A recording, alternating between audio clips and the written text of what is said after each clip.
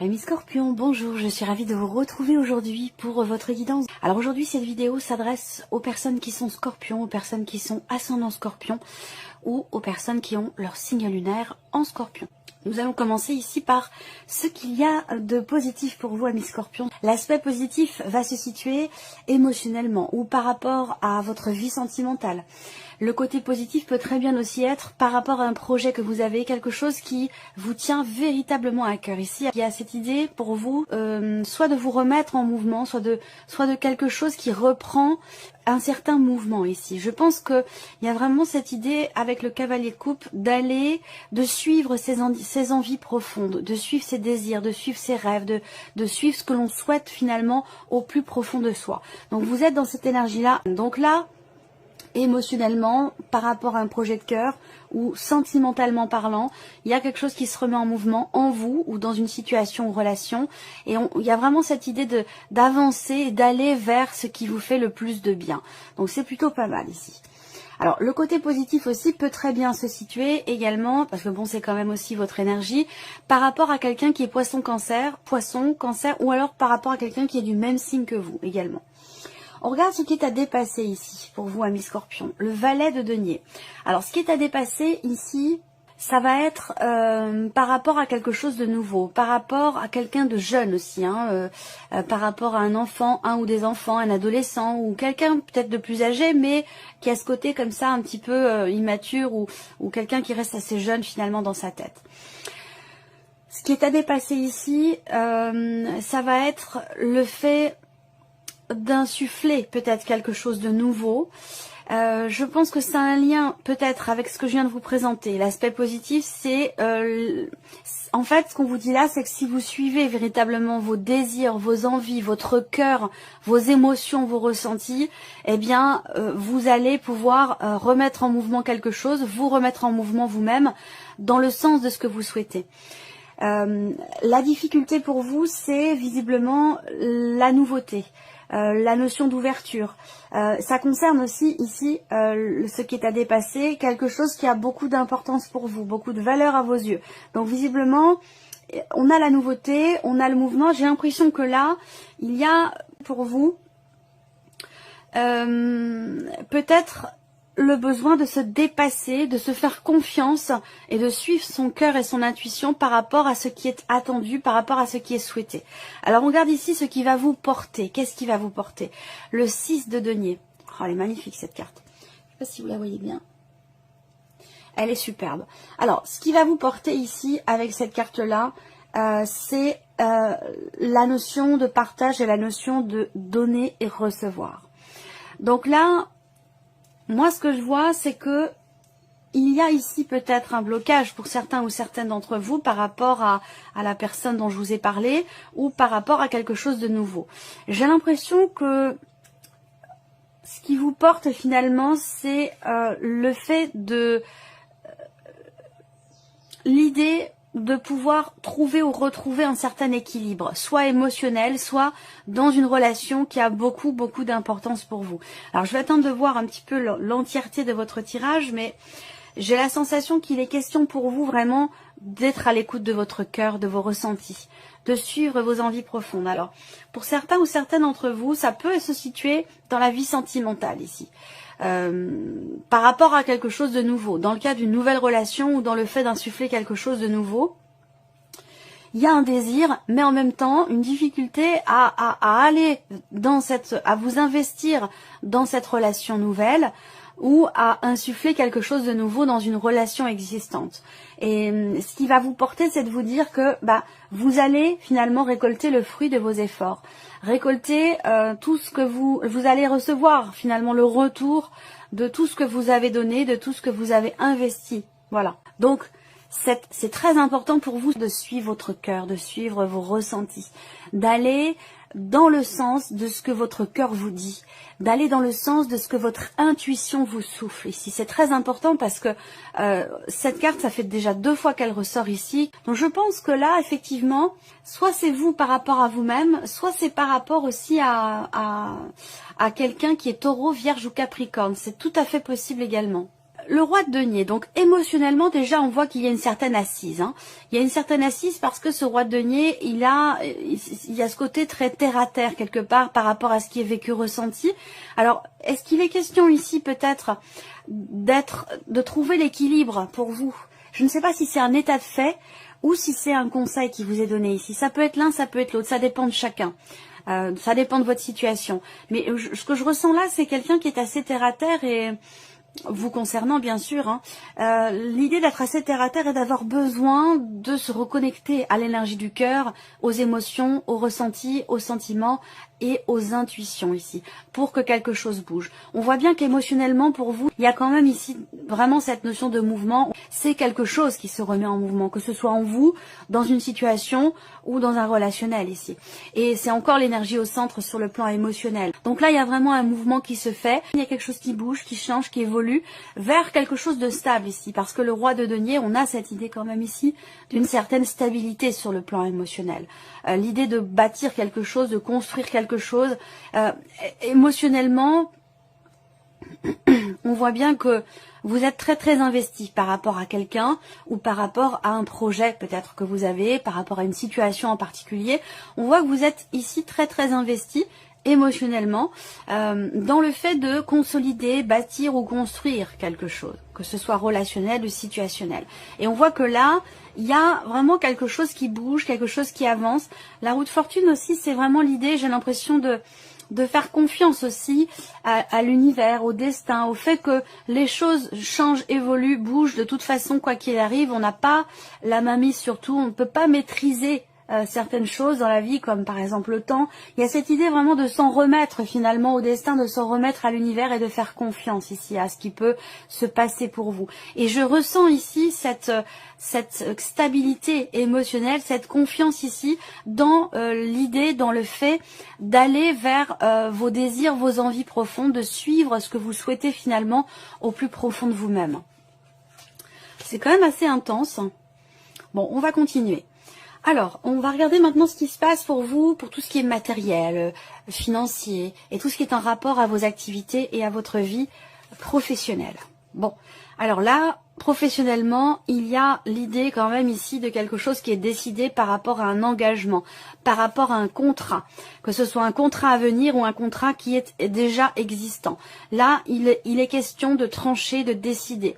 Pour moi, il va y avoir un avant et un après. Pour certains ou certaines d'entre vous, il y a peut-être de l'hésitation dans le fait de rompre un contrat, dans le fait de décliner quelque chose ou dans le fait de changer de situation ici.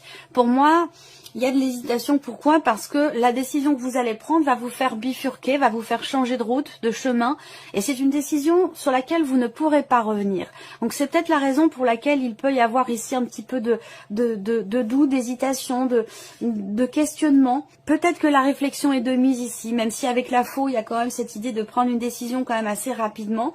Moi, ce que je ressens là par rapport au travail, c'est que votre situation professionnelle, de toute façon, va prendre un tournant décisif. Vous allez prendre une autre route, un autre chemin, et vous ne pourrez pas revenir en arrière. Voilà, c'est une décision importante, je pense, ici. Ça concerne la notion d'engagement. Donc le fait de vous engager dans quelque chose, de vous engager vis-à-vis de quelqu'un, ou à contrario pour certains d'entre vous, le fait de vous libérer d'un engagement ici. Quoi qu'il en soit, il est question de se positionner, de faire un choix, de prendre une décision qui vous emmènera certainement ici sur une autre route, sur un autre chemin. Alors peut-être que là, il est question aussi pour certains d'entre vous avec la faute, de trancher, de décider quelque chose par rapport à une situation dans laquelle vous tournez peut-être en rond, ou par rapport à une situation dans laquelle vous avez l'impression peut-être de tourner en rond.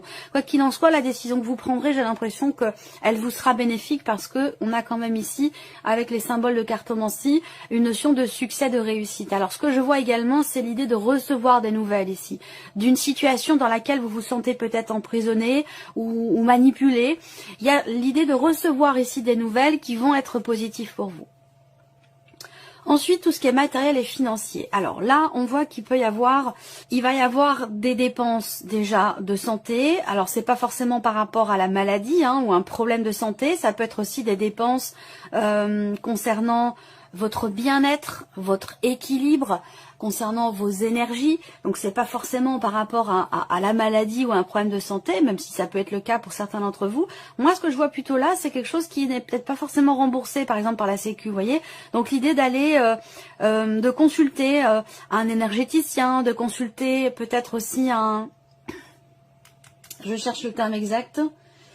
Il est passé, le mot est passé et est reparti. Pour retrouver un équilibre alimentaire. Je cherche, le mot est parti. Un diététicien, voilà, énergéticien, diététicien. L'idée de s'en remettre ici, de consulter, de s'en remettre à quelqu'un qui est vraiment spécialisé dans son domaine par rapport à l'équilibre. Alors ça peut être très bien aussi le fait de consulter quelqu'un pour le bien-être ici. Donc ça peut être aller se faire masser, aller chez l'esthéticienne ou ce genre de choses, vous voyez, ça peut être aussi ça. Alors après... Donc ce sont des dépenses évidemment qui ne vont pas être forcément remboursées. Ensuite, on a l'aspect financier ici, peut-être l'idée de recevoir également des nouvelles, même si je n'ai pas forcément les cartes qui me le montrent, mais voilà, évidemment je ne m'en remets pas qu'aux cartes. Là, financièrement parlant, j'ai l'impression que soit vous allez voir un notaire ou un avocat, soit vous recevez des nouvelles, si vous êtes déjà en situation, par rapport à quelque chose de familial, une dimension financière dans la famille, bah, ça peut avoir un lien avec un patrimoine, un don, un legs, un héritage ou quelque chose comme ça. Vous allez être amené à consulter quelqu'un ou à payer quelqu'un pour vous accompagner peut-être dans certaines démarches concernant cette dimension financière sur le plan familial. Après là, moi ce que je vois, c'est que vous allez peut-être aussi investir. Alors là, ça parlera pas à tout le monde, parce que c'est quand même plus spécifique, plus précis. J'ai l'impression que, je sais pas si, alors je sais pas du tout comment ça se passe. Moi, j'ai déjà fait des recherches généalogiques de mon côté, de manière tout à fait personnelle, mais je pense que effectivement, on peut aussi s'adresser à quelqu'un qui est spécialisé pour faire une recherche généalogique. Et j'ai l'impression que là, peut-être que vous avez des dépenses sur ce point-là, que vous avez à cœur de pouvoir faire une recherche spécifique sur le plan généalogique par rapport à quelque chose de familial, par rapport à des ancêtres. Ensuite, tout ce qui est financier, on voit qu'il y a un projet. Il y a un projet de cœur, il y a peut-être aussi un début de quelque chose. Soit vous avez un projet, soit vous commencez tout juste à mettre en place quelque chose dans le cadre d'un projet qui nécessite évidemment des dépenses, puisque je vous parle de la sphère financière. Projet, ici ce que je vois, c'est que évidemment il y a un projet qui nécessite un investissement, une dépense, puisqu'on me parle d'argent ici, et ça a un lien ici, projet familial, on parle d'argent ici. Donc il y a quelque chose qui... alors voilà, tout va dépendre de votre situation, de votre avancement par rapport à ce que je vous présente là. Certains ont déjà entamé un processus par rapport à un projet familial, et puis d'autres, c'est simplement encore qu'au stade de la pensée du projet, si vous voulez. Mais il y a vraiment cette dimension ici financière et familiale par rapport à un projet. Ça peut concerner aussi le lieu de vie, la maison. Ensuite, on voit l'aspect matériel de votre vie ici. On voit qu'il y a l'idée d'être préoccupé, d'être tracassé ou de rencontrer une problématique ici par rapport, encore une fois, peut-être à un projet. Alors ça a peut-être un lien ici. Il y a peut-être du stress, de l'appréhension, de l'anxiété par rapport à concernant quelque chose qui manque. Concernant quelque chose qui manque. C'est dans le cadre du projet dont je vous ai parlé ici. Donc un projet, peut-être que vous allez ici recevoir des nouvelles qui peuvent quelque part vous inquiéter, non, vous préoccuper en fait ici. Moi ce que je vois, c'est des préoccupations concernant des papiers, un courrier ou des nouvelles reçues concernant ici un projet ou peut-être une proposition qui est faite aussi. Voilà. Matériellement parlant, alors est-ce qu'il n'y a pas ici, pour certains ou certaines d'entre vous, l'idée d'être dans une situation un petit peu délicate par rapport à quelqu'un de très proche, concernant quelque chose que vous avez peut-être prêté et qui ne vous a pas été rendu, ou qui ne vous est pas rendu, et que vous ne savez pas trop comment aborder cette personne par rapport à ça. Voilà. Alors, on termine pour vous, amis Scorpions, avec la vie sentimentale. Qu'est-ce qui ressort pour vous par rapport à la vie sentimentale? Bon, bah c'est très intéressant. Alors, il y avait quand même la carte des nuages, dernière carte, qui représente les préoccupations, les inquiétudes. Alors, on peut me parler aussi peut-être du passé, là, pour certains ou certaines d'entre vous.